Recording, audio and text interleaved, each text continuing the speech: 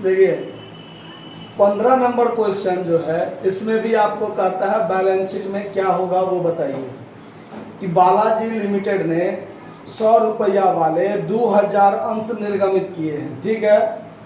200 अंश को छोड़कर जिस पर 90 रुपया के दर से प्राप्त हो गया था, मतलब 200 अंश पर 90 रुपया के दर से प्राप्त हो गया है और बाकी सब प्राप्त हो गया। 2000 अंश पर में से 200 अंश ऐसा था जिसमें 90 रुपया के दर से ही प्राप्त हुआ और लेकिन बाकी जो अंश था उस पर पूरा का पूरा क्या हुआ, प्राप्त हो गया। और इस 200 अंश पर 90 रुपया मिला, 10 रुपया पर शेयर नहीं मिला, जिसके कारण इसको क्या कर लिया गया, जब्त कर लिया गया। आया बात समझ में। फिर आगे है कि इनमें से 100 अंशों को 80 रुपया के दर से पुनः निर्गमन कर दिया गया और कहता है कि आप बैलेंस शीट में क्या दिखाइएगा, कैसे दिखाइएगा बताइए।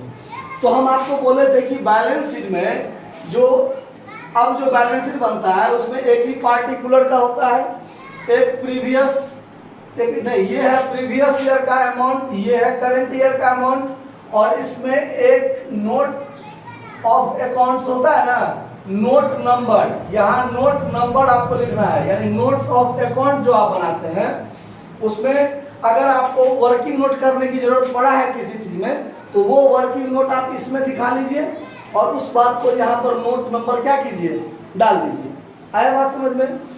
तो शेयर होल्डर फंड्स जो होता है लायबिलिटीज साइड में, इसमें आपका ये समतांश लिखा हुआ है ना, नहीं लिखा हुआ है, कोई बात नहीं। तो शेयर होल्डर फंड्स में आपको सीधे लिखना है शेयर कैपिटल।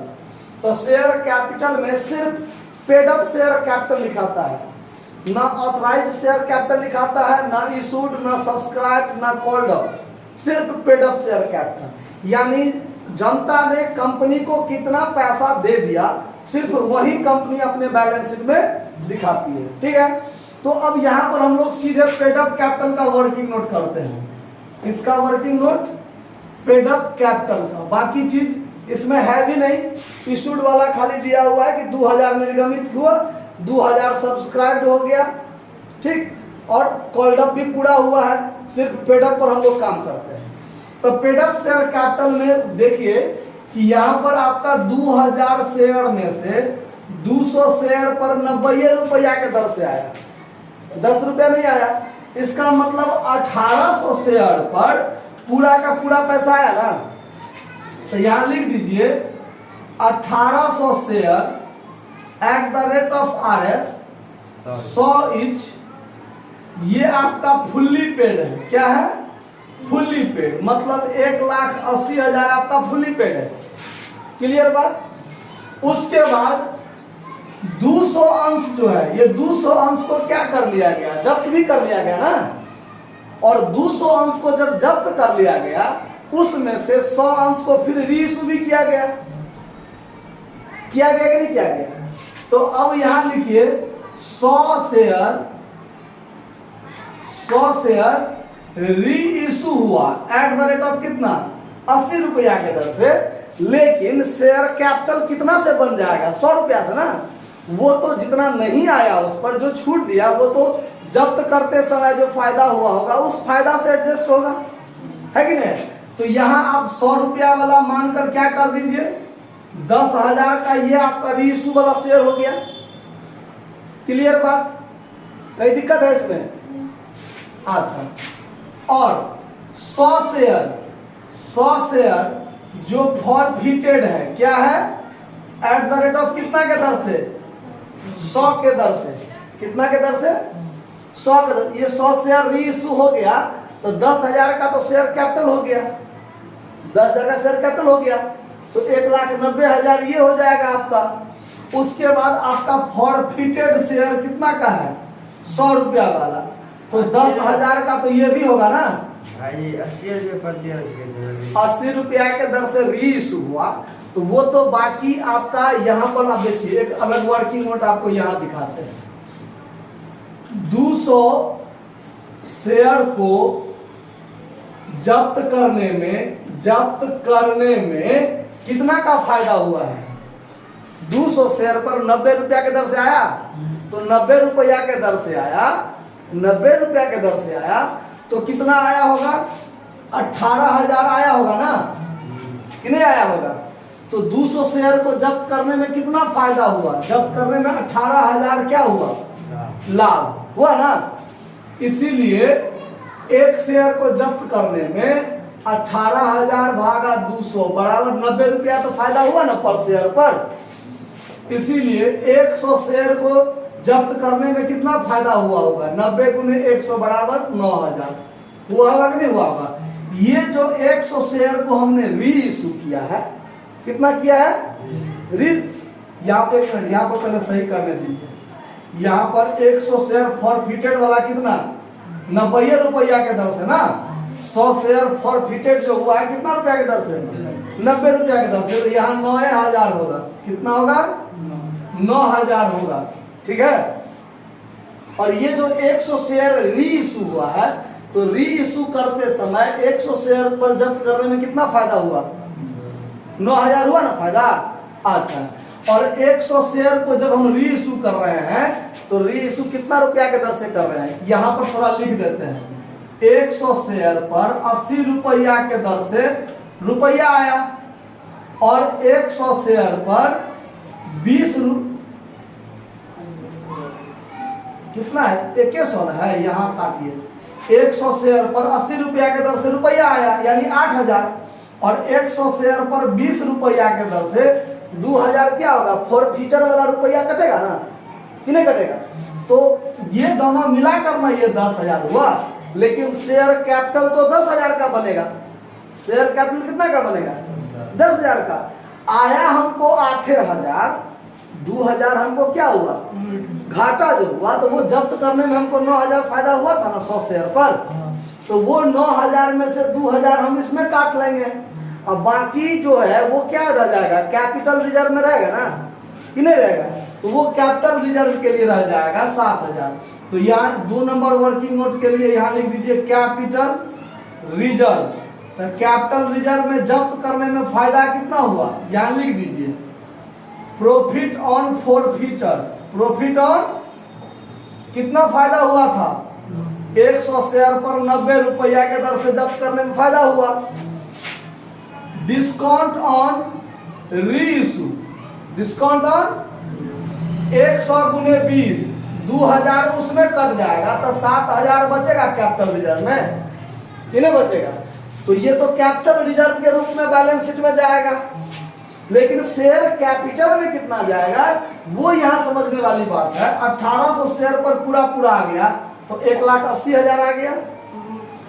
100 शेयर को जब हम जब्त किए 200 शेयर, तो 200 में जब हम 100 शेयर री इशू कर दिए, तो अब री इशू करते समय 2 शेयर कैपिटल तो 100 रुपया के दर से बनाएंगे ना। याद कीजिए एंट्री क्या करते थे? बैंक अकाउंट डीआर करते थे 8,000, share for feature account DR करते थे कितना? 2,000, और 2 शेयर कैपिटल बनाते थे ना 10,000 से। ऐसा एंट्री बनाएंगे ना। एंट्री इसमें नहीं है, इसीलिए थोड़ा कंफ्यूज नहीं होना है। शेयर कैपिटल कितना का बना? 10,000 का। तो जब जब्त करते समय भी शेयर कैपिटल अकाउंट डीआर 10,000 से हुआ होगा कि नहीं हुआ होगा? हुआ होगा ना। तो 10 डीबीट भी हुआ, क्रेडिट भी हो गया। एक बार 10,000 से समाप्त हुआ, फिर 10,000 से बन गया, तो शेयर कैपिटल तो हमारा 10,000 का होगा। आया बात समझ में? कैपिटल रिजर्व में जाएगा कितना रुपया? सिर्फ 9,000 रुपया यहाँ जाएगा। क्यों? 9,000 में से 2,000 तो रीइशू करते समय एडजस्ट हुआ, बचा 7,000, तो 7,000 क्या हो जाएगा? कैपिटल रिजर्व में जाएगा। आ रहा बात समझ में? और शेयर कैपिटल में, पेड अप शेयर कैपिटल के अंतर्गत फॉरफीचर शेयर भी आता है इसी में ना। आता है कि नहीं आता है? तो 100 शेयर 200 शेयर पर 18,000 जो हुआ, तो 100 में 9,000, 100 में 9,000, यही ना आया होगा। तो 9,000 वाला जो री इशू हो गया वो कैपिटल रिजर्व में गया, उसका फायदा।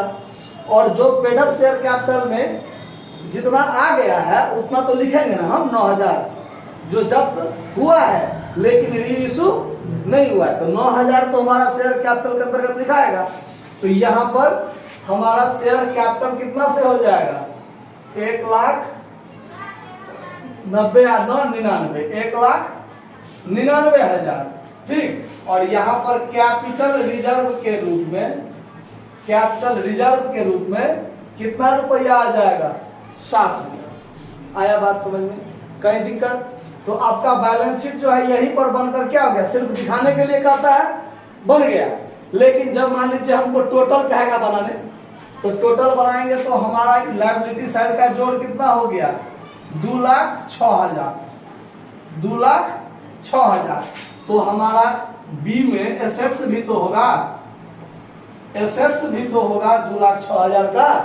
तो उसमें क्या हो जाएगा? Cash at bank. अब देखिए कैश एट बैंक में भी 2,06,000 होगा। कहां कहां से आया होगा वो ध्यान दीजिए। 1,80,000 ये आया है कि नहीं आया है? तो 1,80,000 वो हो गया। जब इसको हम री इशू किए तो 8 रुपया के दर से री इशू किए ना। कितना के दर से री इशू किए? 8 रुपया के दर से। तो 8,000 ये हुआ, समझ में? बैंक में तो 8,000 आया होगा ना, है। और ये जो आपका है 100 शेयर पर 90 रुपया के दर से, ये भी 9,000 तो हमारा आया है कि नहीं आया है? आया है ना। तो यहां पर ये भी ये टोटल 18,000 पहले से आया हुआ है, पहले से आया हुआ है 18,000। इस पर भी तो 18,000 हमारा आया है। सुन लीजिए, 200 शेयर पर 18,000 रुपया आया, तब ना वो जब्त करने में फायदा हुआ है 90 रुपया के दर से। तो ये भी 18,000 तो हमारे पास है ही, ये रुपया हमारे पास से चला गया। जब्त करते समय रुपया नहीं ना गया मेरे पास से। आ रहा है बात समझ में? उसके बाद जब हम इसको री इशू किए तो 8,000 ये भी ना आया हमारे पास। तो हमारे पास टोटल कितना हो गया? 2,06,000 हुआ टोटल। आया बात समझ में? 2,000 से कम है, 2,06,000, 2,000 से कम है। डिस्काउंट जो हम 2,000 से दिए तो हमारे पास रुपया नहीं ना गया। रुपया तो मेरे पास है ना। नहीं समझ में आया? फिर से समझो। अरे शेयर कैपिटल घटेगा बढ़ेगा, हम यहाँ कैश की बात कर रहे हैं। तो शेयर कैपिटल घटा बढ़ा तो ये कम हुआ नहीं यहाँ पर। शेयर कैपिटल हमारा मतलब कितना शेयर था? 2,000 शेयर पर 100 रुपया के दर से 2 लाख का शेयर कैपिटल होता ना, 2 लाख का शेयर कैपिटल होता ना। तो शेयर कैपिटल कितना का है? तो शेयर कैपिटल घटा ना कि नहीं घटा? लेकिन जब रुपया की बात आएगा, कैश एट बैंक की बात होगा, तो 1,80,000 जो पूरा आया है वो आया। 200 शेयर पर 90 रुपया के दर से आया, तो 18,000 तो आया ना मेरे पास। जब हम री इशू करेंगे या जब्त करेंगे तो उस समय में री इशू करते समय तो रुपया आएगा, लेकिन जब्त करते समय रुपया नहीं ना आएगा, आना जाएगा, आना जाना नहीं ना होता है जब्त करते समय। तो 18,000 जो रुपया आया है वो रुपया भी तो कंपनी के पास है। और जब इस 100 शेयर को हम री इशू किए तो हमारे पास 8,000 रुपया आया ना 80 रुपया के दर से। तो वो 8,000 मिला के टोटल कितना आया हमारे पास? 2,06,000 आया। तो हमारा कैश एट बैंक भी 2,06,000 होगा कि नहीं होगा? यहाँ टोटल कर दीजिए 2,06,000, 2,06,000। ये आपका बनकर क्या हो गया? तैयार। ये आपका 1 नंबर नोट में है और ये आपका 2 नंबर नोट्स में है।